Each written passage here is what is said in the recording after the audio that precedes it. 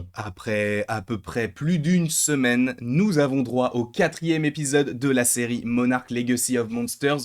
Eh bien, sachez que c'est un épisode filler, entre guillemets, qui n'est pas sans intérêt non plus. C'est un épisode qui ne fait pas avancer grand-chose, bien que la fin soit un petit peu évocatrice et intéressante pour quand même pas mal de choses qui peuvent s'en suivre. Est-ce que Monarch est si méchant, etc.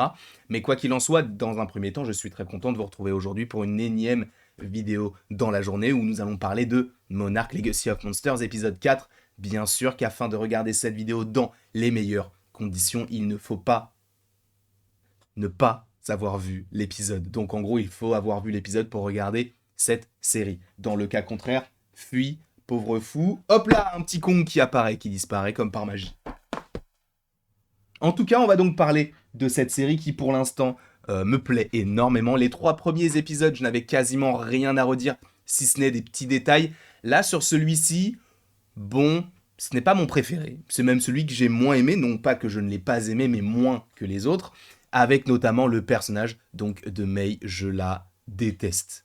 Je ne sais pas, elle dégage une vibe qui n'est pas bienveillante. On sent qu'elle cache des choses. Alors qu'est-ce qu'elle cache? Qui est réellement sa sœur? En vrai, moi au début, je me suis dit, vu qu'elle en dit très très peu et qu'on a des flashbacks sur leur rencontre avec Kentaro, je me suis dit, bon, on va essayer de nous faire comprendre qu'elle a un lien avec possiblement Monarch. Moi, je pense que ça peut être connecté à tout ça. Alors, encore une fois, de quelle manière, je ne sais pas, parce que si on te dit juste, ouais, elle est informaticienne, elle a des secrets, mais t'inquiète, bah, ça n'a pas vraiment d'intérêt, autant ne pas lui mettre de secrets directement, et ne pas mettre ce personnage, et tu fais Kentaro informaticien, ou même Kate informaticienne, peu importe. Ce personnage a des choses, et elle cache des choses, et c'est un personnage qui pour l'instant ne me plaît pas. Alors, bien sûr, n'hésitez pas vous dans les commentaires à me dire ce que vous pensez du personnage de Mei, mais pour l'instant, voilà, je suis pas forcément satisfait de son développement. Je trouve qu'elle est un peu chiante parce que justement, elle essaye de faire un peu genre le personnage un peu fort et tout, mais tu sens qu'au fond, elle ne l'est pas du tout. Elle a beaucoup de trauma. Alors ça peut être intéressant si c'est bien exploité, donc on verra par la suite pour les prochains épisodes. Mais c'est vrai que pour l'instant, on est dans la phase un petit peu ingrate du personnage où bah en fait elle est un peu détestable parce qu'elle ne dit pas tout ce qu'elle sait, parce qu'elle est un peu énervante avec chacun des persos. Mais du coup, la relation avec Kentaro fonctionne un petit peu. Je trouve que ça va un peu vite, la manière dont ils se rencontrent et tout. Tu te dis, frérot, ton exposition, elle commence dans 5 minutes, t'as le temps d'aller prendre un verre dans un endroit caché, après de coucher avec elle, de rentrer chez toi, et tranquille. J'ai pas forcément totalement compris ce que ça voulait, enfin, où est-ce qu'il voulait aller. Je trouvais que la relation entre les deux débutait d'une manière assez étrange, encore une fois, à mon sens.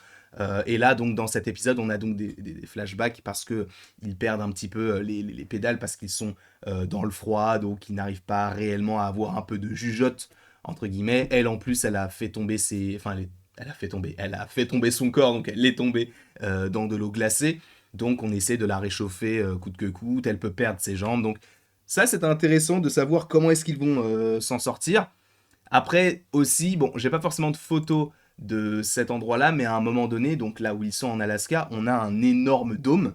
Donc on ne sait pas vraiment, enfin pas un dôme, mais on va dire plus un puits de lumière qui scintille de plus dans le ciel.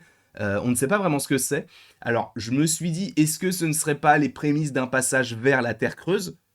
Est-ce que ce ne serait pas là où vont sortir peut-être pas mal de monstres? On sait aussi que donc l'avant-poste 47 en Alaska, eh bien il y a des choses qui sont un petit peu cachées, on voit des pics, etc. Donc ça, pourquoi pas, ça peut être intéressant aussi à exploiter par la suite. Donc sachant qu'on est aux mêmes endroits, donc on est en Alaska, je pense que tout va se recoller à un moment donné, et je ne pense pas non plus que Monarch soit si malveillant que ça. Je pense que oui, ils ont des défauts. Je pense que oui, ils essayent de faire en sorte, tu sais, genre les personnes en costume avec les lunettes noires, bon, ça fait un peu cliché, mais pour le coup, je trouve que ça fonctionne bien dans cette série. Il faut aussi revenir sur Shaw. Alors là, c'est le premier épisode de la série où on ne voit pas de flashback dans les années 60-70. Donc, on n'a que Kurt Russell qui interprète donc Lee Shaw. Je vous rappelle qu'il a 90 ans, hein, ce qui n'a aucun sens, mais bon, bref. J'ai bien aimé, déjà visuellement aussi ça rend très bien, hein, les plans d'ensemble sur les montagnes, Bon, moi, il y a juste un truc qui me chagrine un petit peu, c'est qu'ils sont vraiment en Alaska. C'est pas un froid polaire, mais il fait très très très très froid. Les frérots, ils vont peut-être mourir, il y en a aucun qui a une écharpe. Il y en a aucun. Kentaro, il a son bonnet qui commence à être givré, il a rien ici. Il a pas d'écharpe. C'est normal. Tout est normal. Bon, il y a des petits trucs comme ça qui c'est pas que ça me sort de l'épisode, c'est que je me dis, ah dommage, en vrai, ils auraient pu, je sais pas, peut-être rajouter un soupul, par exemple.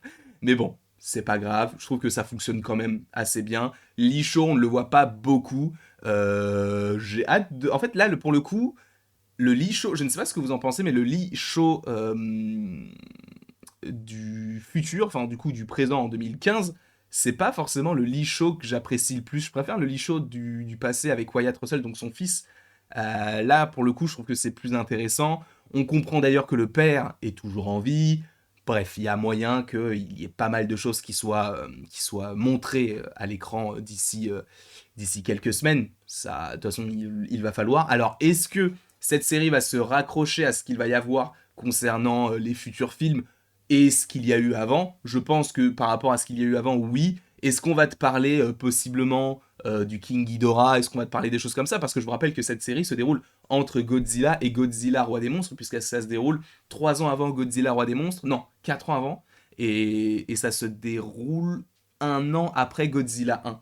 Donc, il y a moyen qu'on puisse avoir des connexions avec, par exemple, Mothra ou Rodan, je ne sais pas, peu importe, mais ça sera assez intéressant de possiblement partir là-dessus. En tout cas, le personnage de Licho, pas hyper intéressant pour l'instant, mais je pense il nous garde des choses. De toute manière, ça risque d'être assez intense concernant son personnage, sachant que là, il retrouve Monarch en plus.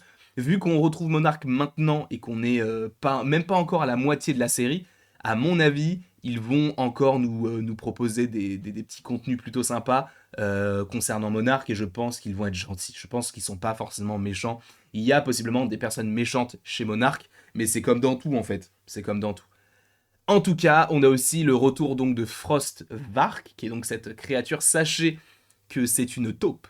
On ne dirait pas comme ça, mais oui, sachez que c'est une taupe. Alors, c'est une taupe croisée avec un pangolin, si je ne dis pas de bêtises. Moi, je trouve que la créature, elle est très bien faite. C'est une série, encore une fois, qui ne paye pas de mine. Je pense qu'elle a coûté cher, mais peut-être beaucoup moins que des séries dégueulasses qu'on a pu trouver sur Disney+, sans les citer Secret Invasion, par exemple. Par exemple. Et moi, je trouve que, pareil, hein, ça fonctionne bien. C'est cool, cette fois-ci, de ne pas avoir un épisode sur un monstre. Enfin, d'avoir le même monstre qu'on avait à la fin de l'épisode précédent. Donc, je trouve que c'est cohérent et c'est bien de l'avoir écrit de cette manière-là. Après, je pense que oui, on va découvrir plusieurs autres monstres. Alors, est-ce qu'on va en découvrir directement après? Pas forcément sûr. Je pense que là, on va de plus en plus évoquer la Terre creuse.